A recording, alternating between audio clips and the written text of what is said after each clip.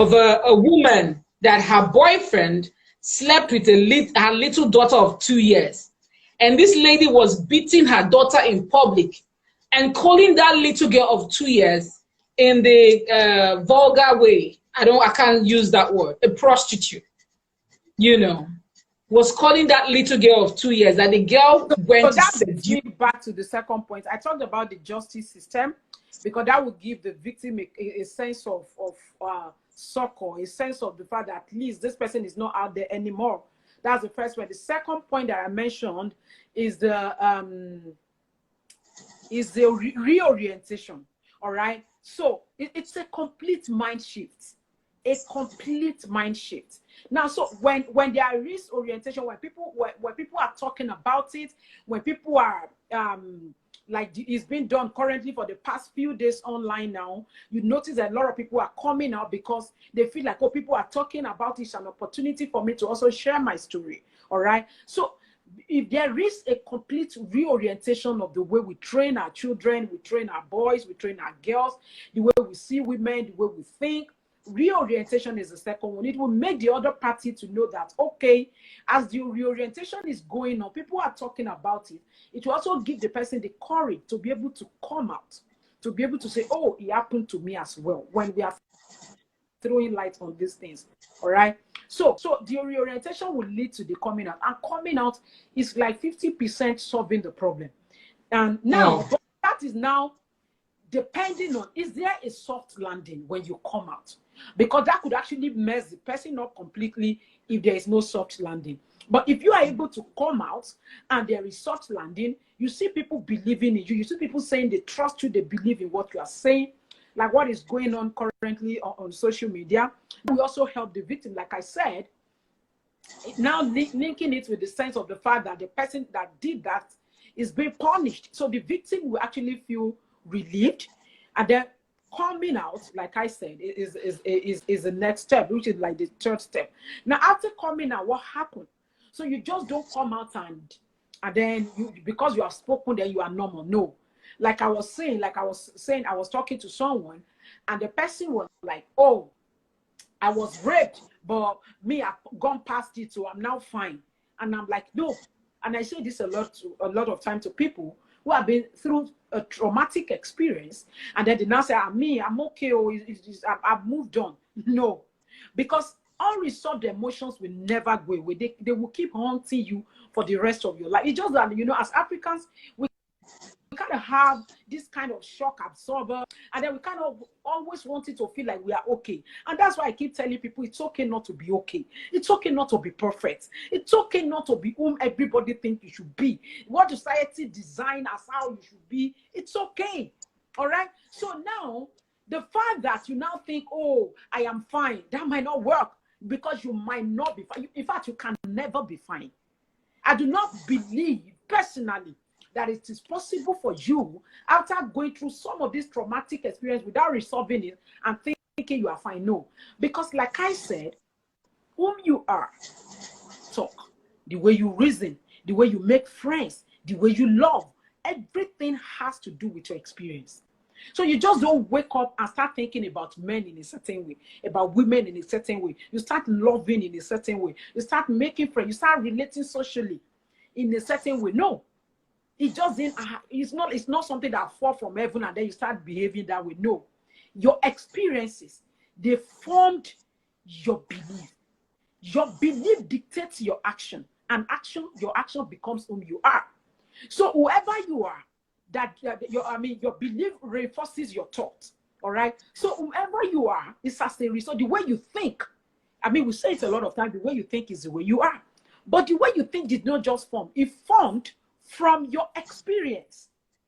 So those experiences, if you think they will go away without resolving them, no, they won't. You need to sit back. Wherever they are repressed, you need to bring them out. You need to deal with them. You need to put them in perspective.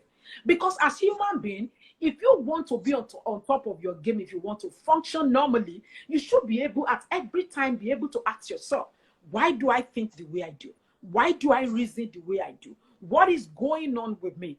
Every one of us has a lot of things, especially as Africans, that have happened to us in the past that make us to act the way we do. So You need to resolve whatever it is. You need to, even if it doesn't have any impact on you, which I doubt, you still need to talk about it. You still need to bring it out. For so many of us, we repress them and we shut that place of our life down completely. I don't want to remember. The fact that you do not remember or you do not want to talk about it does not mean it won't be hurting you, right? So the next step is to be able to talk. And is to be able to open up, but not just opening up and getting help. Getting help. We need to cultivate the habit of talking to professional counselors. We need to talk to therapists in this part of the world. Like, I don't get it. How will somebody be raped and then we expect the person to be normal? It doesn't make sense. Some people were disvirgin by rape. Look at the statistics. Some people were fingered as children. Some people were molested as children. Some people were fingered by uncles. Some people, there are so many. Those people need to resolve this and they need to talk to therapists. Okay, so basically, I don't want to take you to another angle. Before now, Tamara has been in several relationships that she had tried to, I'm calling her, but I know I'm talking to thousands of people in the same situation.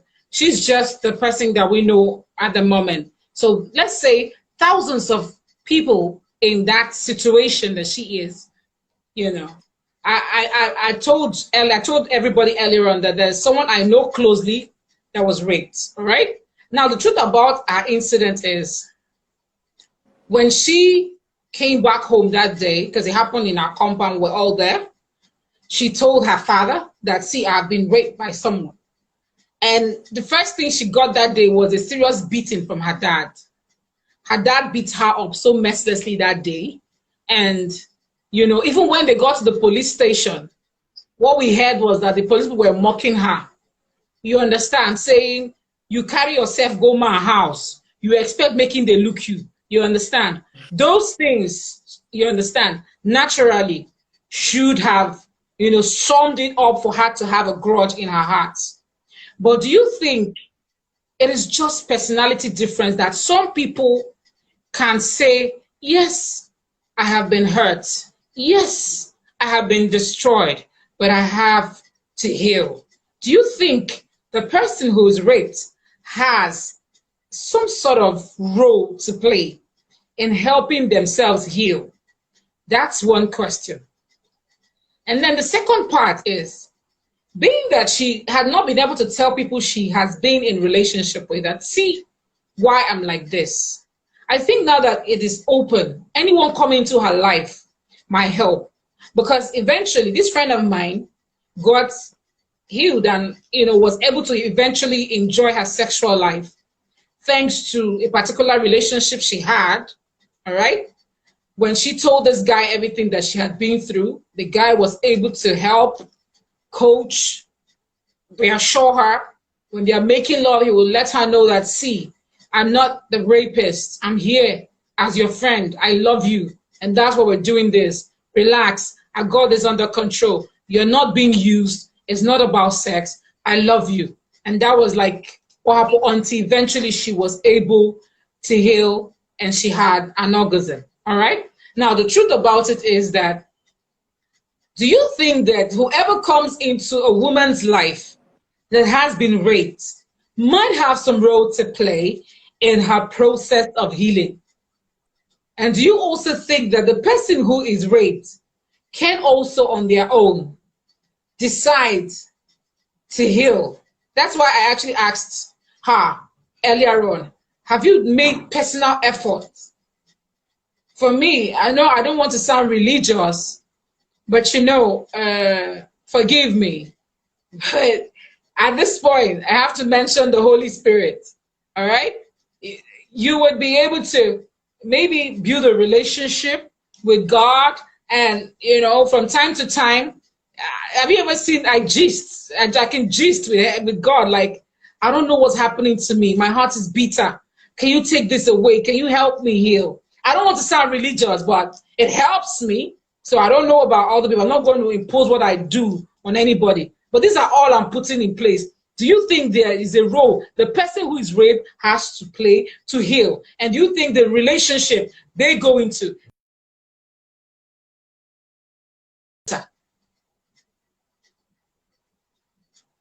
Oh, I think we've lost her. Okay.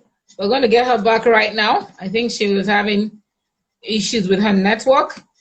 Okay, so let's try to get Dr. Tolu back with us.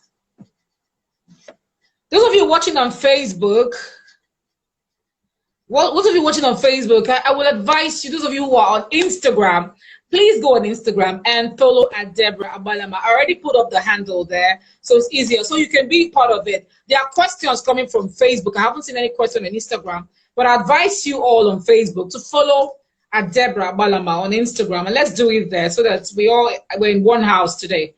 All right? Okay, so go ahead. I'm listening to you. So to answer the question, I'll just make it brief. Traumas are in phases, they're in levels, all right? You know, and then, of course, personalities are different. The threshold of individuals for trauma are also different. So some people will be able to withstand certain things, you know, more than the other, depending on a lot of parts of their personalities and, like I said, their experience. Maybe they've even experienced something very traumatic, something very terrible. Maybe somebody whom, and so let me just put it that way. So the threshold for trauma, trauma, ability to withstand trauma could be different, could be as a result of your personality. So it's possible that some people might actually be able to withstand certain things. And of course, traumas are in levels. So some might actually be very intense, some might be very deep, some might be very serious, some might be actually mild. All right. So that could actually determine how somebody is able to cope. Now, can you as individual be able to do something to pull yourself out? I think you can only pull yourself out with emotional intelligence. If I have to call it, like being able to, that's why I said every day you need to keep asking yourself, who am I? Why do I act the way I do? Like probably you just, maybe you responded to somebody in a certain way. You probably might need to go back and ask yourself, why did I do that? What motivates me? What drives me? What kind of person am I? So the more you keep asking yourself this kind of questions, the more understanding of self that you become. When you have a deeper self-understanding, it will also help you to deal with your issues, because the more you understand yourself, the more you begin to ask and question yourself, why do I act the way I do? The more you are going to be able to link some of your reactions to your past experiences. So it's more about self-mastery. You know, when you master yourself, it will help you to deal with your trauma. That's one. Secondly, can the person you are dealing with, can the person you are seeing or you are dating help you to deal with it? Yes, it could help. Sometimes love is a form of therapy.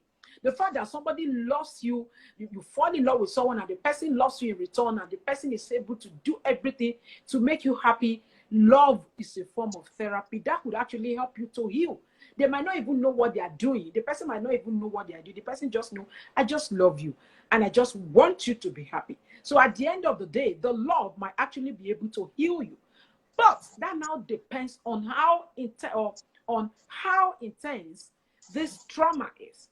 Because if it's a very intense one, and like I think if it's about rape, I do not think all of that without therapy could actually give you the respite that you are looking for.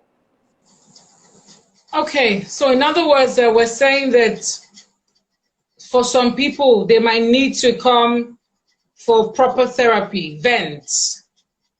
You know, I've seen sessions where they say, tell us how you felt that night when he grabbed you. And they're able to explain in detail. And I've seen some videos of therapy sessions where people are meant to vent their anger. But she has also admitted that justice will give her some sort of feeling, you know, and justice does. I must say that. If you get justice, it will help you to some extent. Right. But let's just say she might not be able to know where this person is because obviously contact is lost. We don't even know whether he's alive till now. But Tamara needs to get healed. Thousands of people in that situation needs to get healed. You understand? So basically, there are people who make themselves very difficult to love. And I think that's the situation she is. It's not just about finding love. It's actually the fact that there might have been genuine men who came, who really love her, but she made herself difficult to love. It can be like that. That's another angle. So, Yeah. like I said, love is a form of therapy, but if what you are dealing with, the demon you are fighting, you know, the trauma that is tormenting you, if it's not allowing you to even give room for the love to come in, how will love heal you? And let's just go to a question here. Dr. Tolu said, what do we do to women that encourage them to rape them? This is coming from Jasmine Rees. She says, are they dressing good? Are they showing their bodies to the world, or going to a man's house and teasing him? That's what she's saying. Indecent role to play in it. But we're talking about a 10-year-old girl here. So I wouldn't really... When you were saying that, I was actually looking, my mind was actually going to BDSM. You know, maybe a woman that says, spank me, kick me, beat me, slap me, you know. Maybe that one, that was what was coming to mind. How do you call the fact that somebody dressed in a certain way? How do you call that the person is calling you to rape? It is you that something is wrong with. Something is wrong with your head if you feel like because somebody walk into your house and dress seductively, or somebody looks in a funny way, it means that the person wants you, or the person is calling you to rape her, then something is wrong with you. You need help. Well, the truth about it is that I've also, I would join you in that particular one.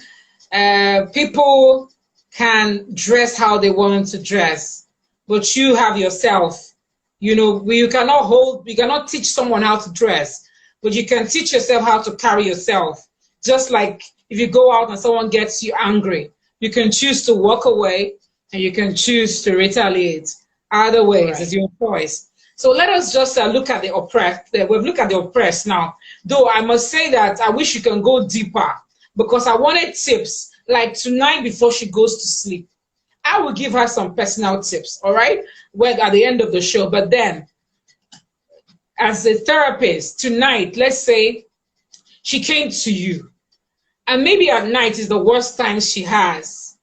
Maybe at night is when this demon comes. That's when the threats of this dirty-looking man pushing a 10-year-old girl to a wall, piercing her without mercy, you know, shattering her tenderness without mercy, being a demon, you know. And that's exactly how she sees men right now.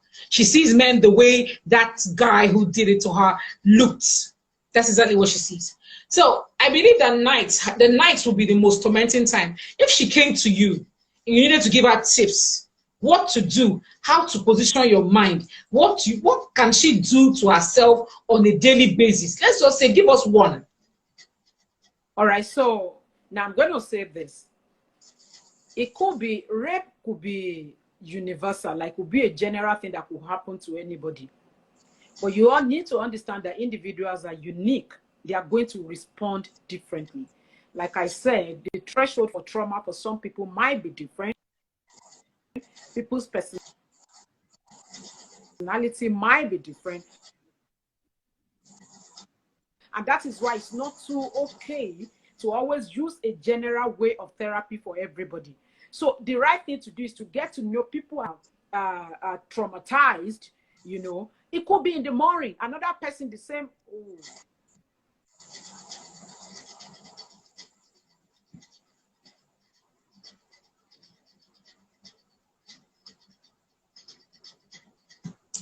We seem to be having some network issues, but we're going to get her right.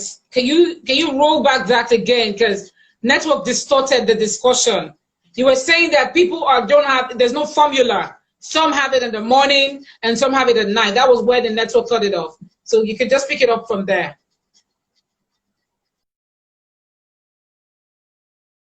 Hello? Okay, I think there's a network problem.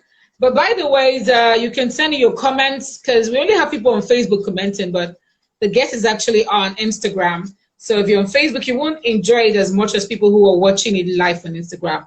So I'll advise that you I would advise that you join on Instagram. Please join on Instagram. Follow at Deborah Abalama on Instagram so you can get to be part of this discussion wholesomely, and then you can get to contribute. I'm trying to bring her back on view. Okay, so we have her coming back now.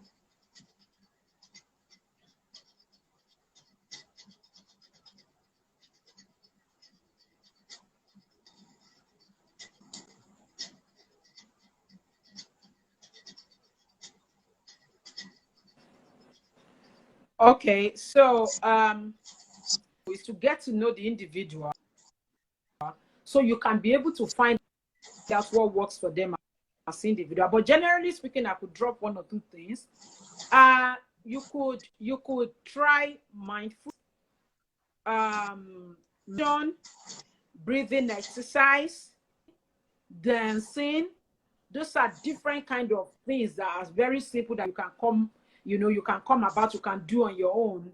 So breathing exercise is like when you remember that thing, you could now decide to now take your time, and then when that thought comes to mind, just practice a bit of breathing exercise. So there are different types of breathing exercise, but I could just talk about a simple one. Place one hand on your chest and then the other one on your tummy. So you breathe. So when you want to breathe, you take your time. You could close your eyes, and then you could think about that thing that is tormenting you, and then you just think about it and concentrate. Like, I'm pulling myself out of this place, and I'm concentrating on myself. All right. So when you want to breathe, you just breathe in as deep as possible and close your mouth, and then push out your chest when you are breathing in. You push out your chest when you are breathing in. You close your mouth and you count up to like 10 times. Is this like yoga? Is this like yoga? Is this like yoga? No, this is not yoga. This is a kind of breathing exercise. So there are different types of breathing exercise. So you put one hand on your chest, and then you breathe in as deep as possible, and make sure the air that are coming in, they are filling your chest, and your mouth is closed. Then you count up to like 10 seconds. Then when you are breathing out, you push in your chest and push out your tummy, and then pack your mouth a little bit. So I'm going to do it for you so you see.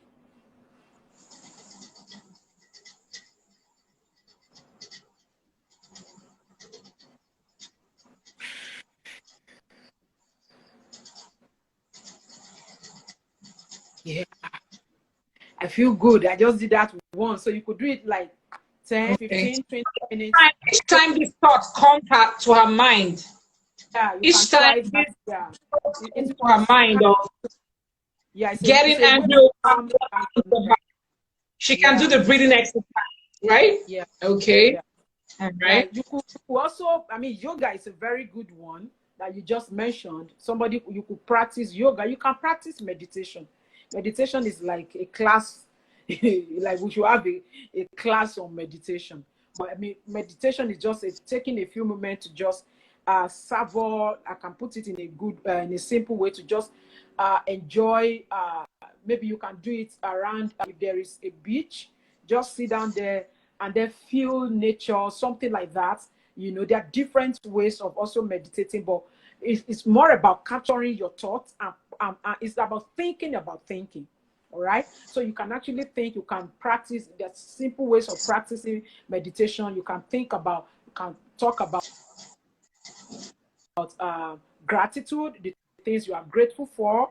You can talk negativity, which you are talking about, and look for a way to release the negative energy and then pull it out. Negative energy, you can take them away from yourself and then pull in positive energies. So that's a form of meditation. You could dance. Music is very good. So when that comes up, if you are the type that have lovely songs on your phone and you like to dance, you can use your earphone and start dancing.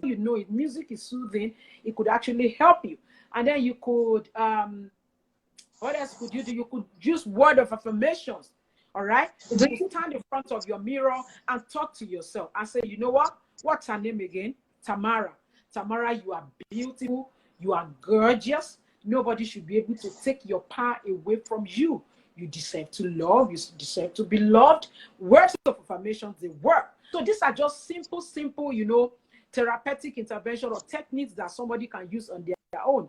But there are deeper interventions in therapy because we need to actually know the person, what is tormenting you, how does it even affect you. Then we now look for the right thing that we can use to help you out. Okay, we've focused on the oppressed. Okay, I think we should just touch the oppressor a little bit. I know that I did announce that for those people who are dealing with the urge to want to shred someone who is refusing you, who is saying, no, I don't want to, you know, and there's this thing about them saying, you hear them gisting, guys, and they say, oh no, when she says she doesn't want, it's just initial gara gara. She actually wants you to put a little pressure.